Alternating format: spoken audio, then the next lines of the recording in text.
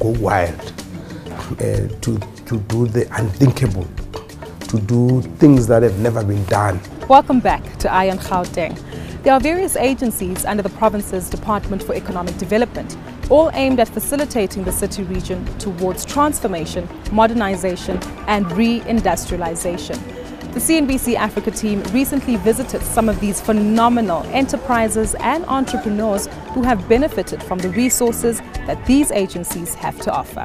Founded in 2005, the Gauteng Enterprise Propeller aims to develop small businesses through financial and non-financial support and cooperatives. We have serviced over 47,000 SMMEs, and there has been sustained businesses of around 2.7 in terms of the latest records that we have. There has been a lot of jobs that were sustained throughout the past 10 years. And a lot of people's lives have been changed. I mean, if we all know that entrepreneurship is very important in terms of absorbing the number of unemployed people, especially in the low-skilled sectors. When we talk of non-financial support, we're talking anything from training to mentorship to assistance with business plans. Most of the people or the businesses that we support at GEP are those that are either startups or it's people that just come with ideas to us. Some of them are not even registered. I mean, it goes as far as informal businesses, including people like your hairdressers, your chisanyamas and the like. So non-financial support would then talk about having to get them registered, assisting them with business plans, helping them consolidate their ideas, because just having an idea and not knowing how to put it in paper doesn't necessarily help. And then the mentorship would talk about, once we've provided them with support, helping them to get to a point where they can be very, very successful. So that would include things like incubation, where they get training and experimental work, and they get people who babysit them and get them to a point where they're able to stand on their own. The financial support side of it would talk about either we give them loans, or it could be community fund that we give them. Community fund would be anything between 0 and 9,000 rands. That is normally given to your informal businesses. And then you've got the TBR funding, the Township Business Renewal, which is also meant to assist people within the scale of 50,000 and less. And then you would have your captive funding, or your, as well as the loan funding that we give to various people. We had been sitting with a loan book of over 100 million, with some of the write-offs that we've had to do in previous years. Now, the biggest challenge with that is, I think, for as long as people don't understand that if they don't pay us, we are unable to service other people, that will always remain a problem. I think people look at government and it's always very difficult for them to want to pay. You know, either it's a sense of entitlement or whatever. But if it was a bank, people would want to pay because they know that their houses would be repossessed. But when it's government, I think they treat it as, well, something else. But there's also been allegations of corruptions, of colluding, etc., that were leveled against GEP and its employees. Those have been investigated, and because of that, we've even changed how we do business in GEP. For example, when people were easily able to go to the regions and request for approval for their deals. Now what we do is we've gone out on tender and requested people to submit all their requests for funding. That will now be managed at a central point, so and be distributed from that central point, so that not a few people start to benefit. What we also had picked up as a challenge was that most people, the same businesses, are the ones that continue to come back to GP and ask for business. So that indicated to us that maybe not everybody knows that there's a service like GP or funding opportunities that are available, that are made available by our government. So those are some of the things that we've introduced to try and counter some of the challenges that we have. To support emerging industries and the modernization of the economy, the Innovation Hub is a science and technology park driving the development and realization of groundbreaking ideas in the province. Thuli Mthethwa quit her job as a software developer after her family was violently attacked in their home. She realized that an affordable alarm system was key in the fight towards eradicating crime in South Africa, particularly amongst disadvantaged communities. She designed the Memeza Shout alarm to address this need. Thuli is a pioneering legacy of the Innovation Hub. I applied for finance at the Innovation Hub, and part of the requirements for the application was very intensive. They actually make sure that by the time you are done with the application, you know your business inside and out. They requested me to do a feasibility study. Currently, what is the problem? How is the problem being solved? Are there any similar programs or alarms in the market? Can't we get one alarm that exists and modify it a little bit and use it? The business model, they wanted the business plan. They want basically everything to make sure that I understand what it is that I'm going to do.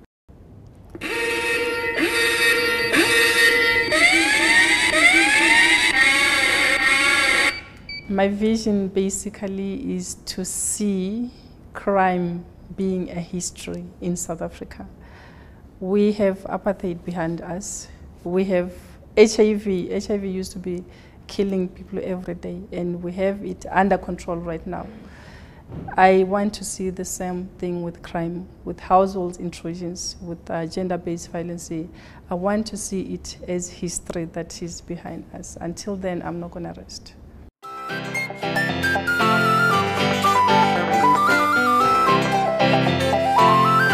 The Hora Bakery in Tshwane was launched by the city's executive mayor, Kgosientsho Ramokgopa, last year.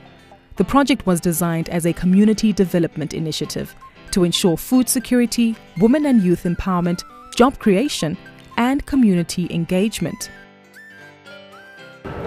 Well, the bakery started as a catering company, mainly by the youth, in particular women in Soshanguve, who saw for themselves a need to be self-empowered and not look for job opportunities. So they decided among themselves that let's establish a bakery, something that would be sustainable and be able to feed their families without having to knock at doors of people asking for jobs.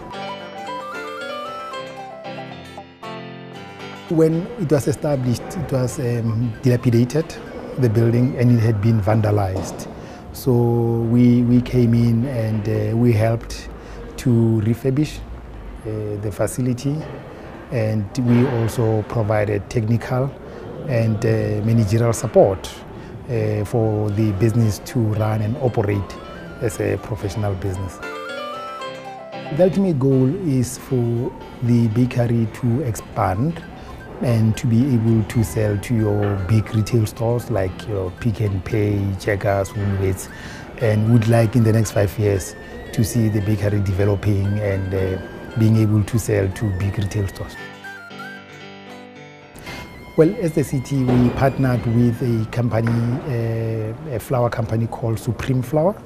So they helped with the expertise and technical expertise, and we also helped with managerial expertise and skills to uplift and empower the cooperative that is running the bakery, so that it runs as a business, you know, on a more professional level.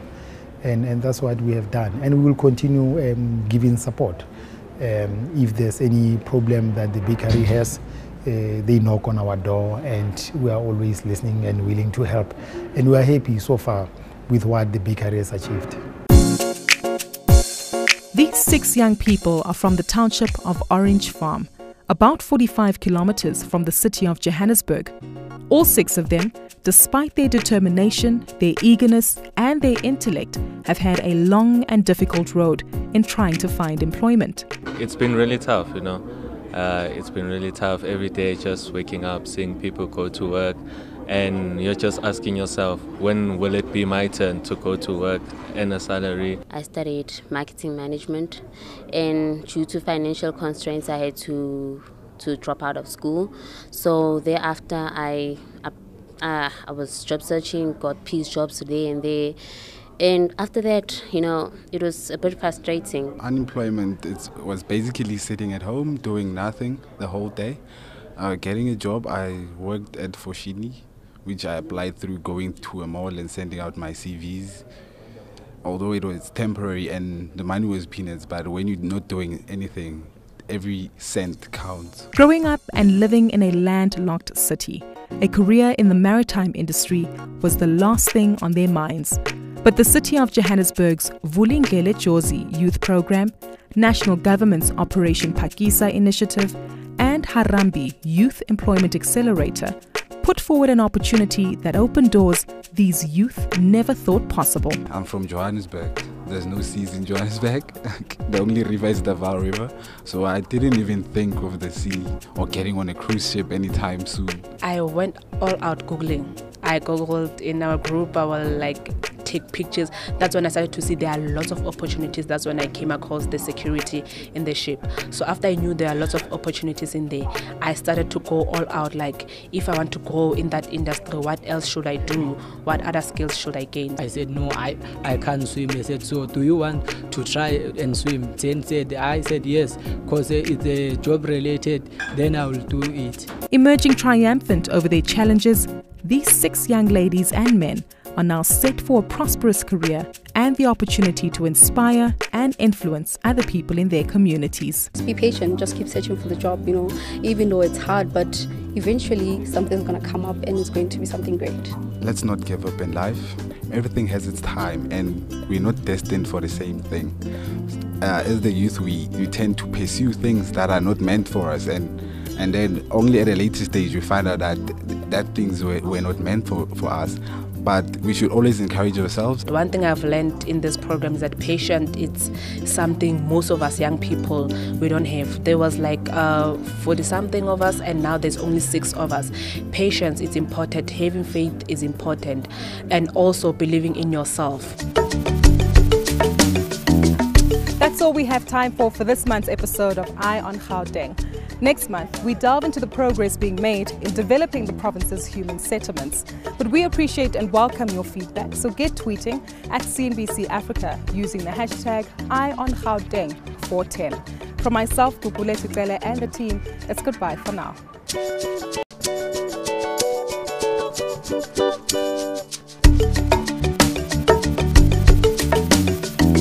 Hello and welcome to Eye on Gauteng. I'm Gugule Tukwele, coming to you from the iconic Union buildings in the South African capital city of Tshwane.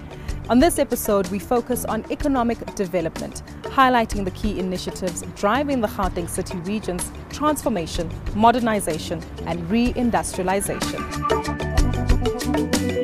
The Gauteng province contributes 34.7% to the country's GDP. This means that the province has a major influence on the recovery and growth of the entire South African and African economy. Gauteng is undergoing major radical economic transformation to build an economically inclusive city region. Interventions include township economy revitalization, investment in infrastructure, and spatial reconfiguration to reverse the racial segregation that occurred during apartheid. This year, Gauteng MEC for Finance, Barbara Creasy, allocated 1.3 billion rand to the Department of Economic Development. A large portion of that will be spent on advancing the township economy, where SMMEs form the backbone of propelling these communities towards prosperity. When we announced that we're going to focus and emphasize on township economy, people started taking keen interest. Big and small business, township-based businesses. And we started by having a roadshow. And that is significant because we were able to go to about 65 townships in Gauteng, and we met about 50,000 entrepreneurs, including potential entrepreneurs. It was not all of them are entrepreneurs. And in those sessions, we were able to gather a number of issues, and we were able to get a sense on the status of the township economy and what needs to be done. After that, we convened a township economic revitalization summit, which was addressed by the Deputy President at Orlando. And that summit produced a strategy. And that strategy has got about 7 key focus areas.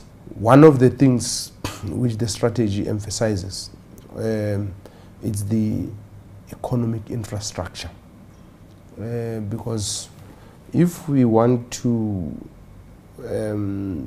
take township economies to the next level, there are people who are still working in, or rather running their businesses from their garages and yards.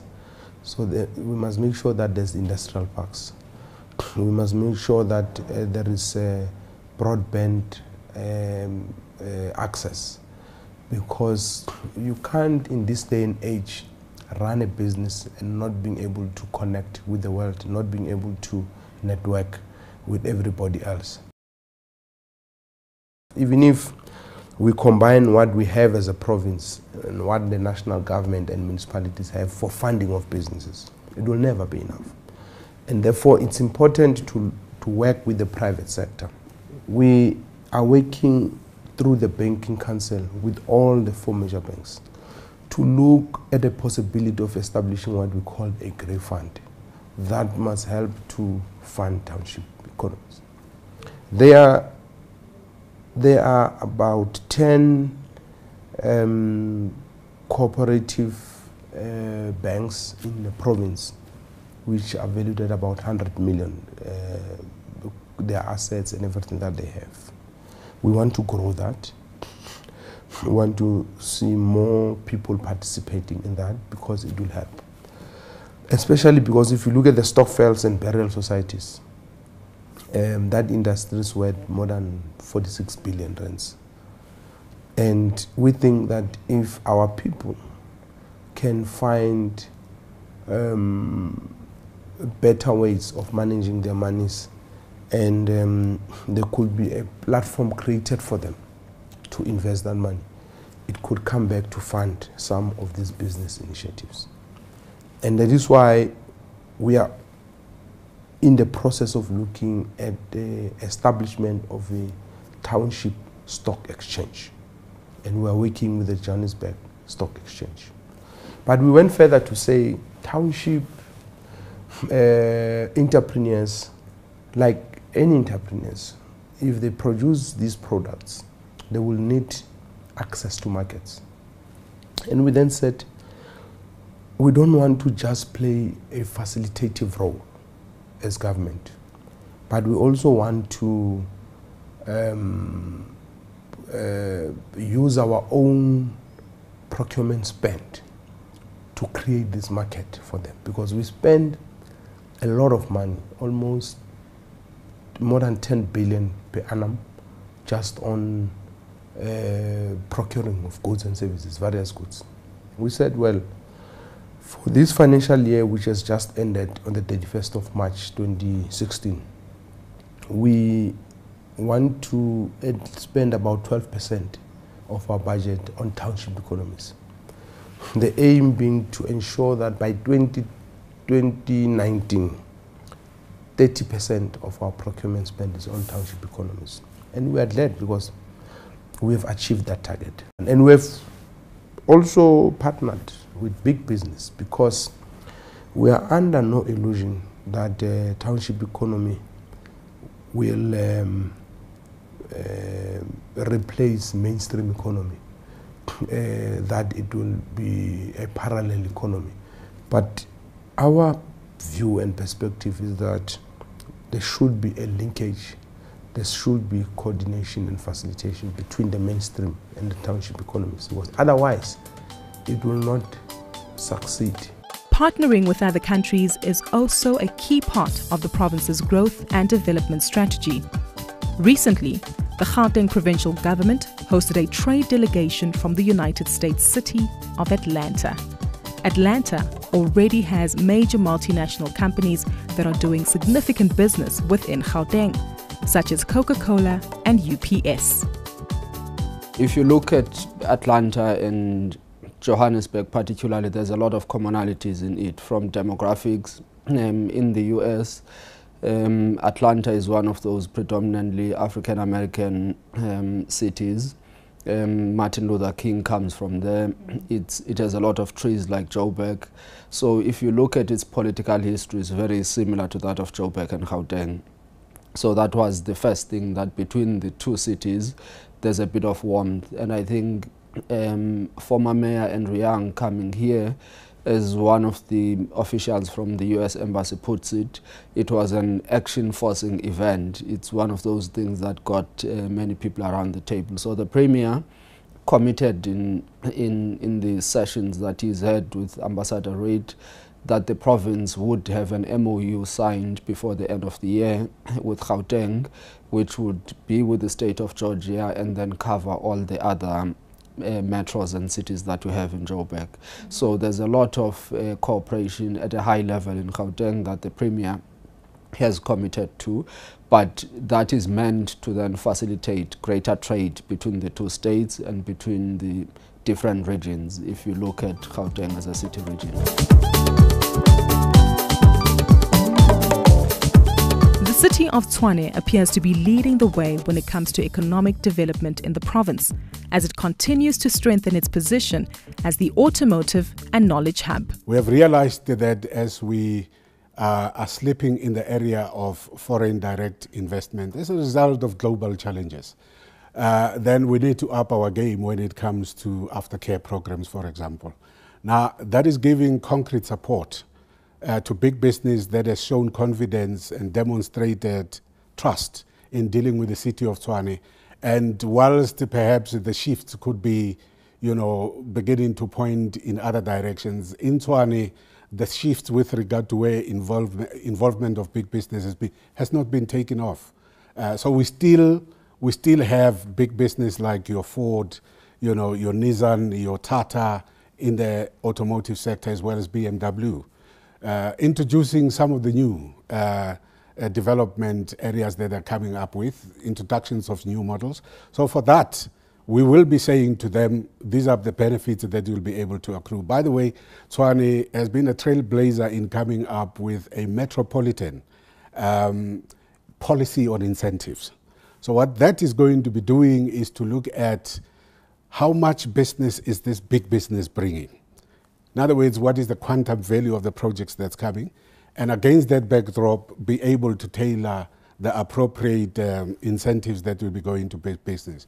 They differ in terms of categories. So they will be non-financial, others will be financial, so that when they come and perhaps are eager to access borrowings and so on, that we may be in a position to listen based on what these projects will be bringing to the city, to listen to that and offer assistance where it's required.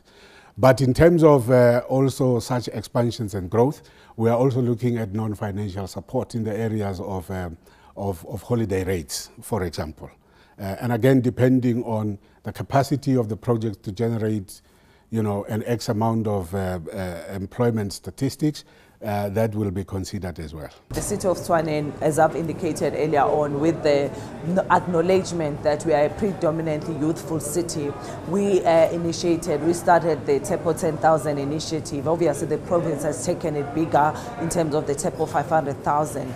But there, it was really a response from a very systematic response to respond to the plight of youth unemployment as a city, but acknowledging that we do have unemployed graduates, we do have young entrepreneurs who just needed us to unlock certain opportunities. So we partnered with academic institutions and the financial institutions to start creating job opportunities, and through using our state levers, which is our supply chain processes, to start actually supporting these young entrepreneurs. And we're beginning to see the results, because not only are they growing as businesses, but they are beginning to create job opportunities for other unemployed youth as well. But in relation to the township revitalization initiatives, last year we launched a bakery initiative, which has really seen they've grown in leaps and bounds, where they are now supplying all the ECDs in the townships, some hospitals, and yet jobs are being created at the same time,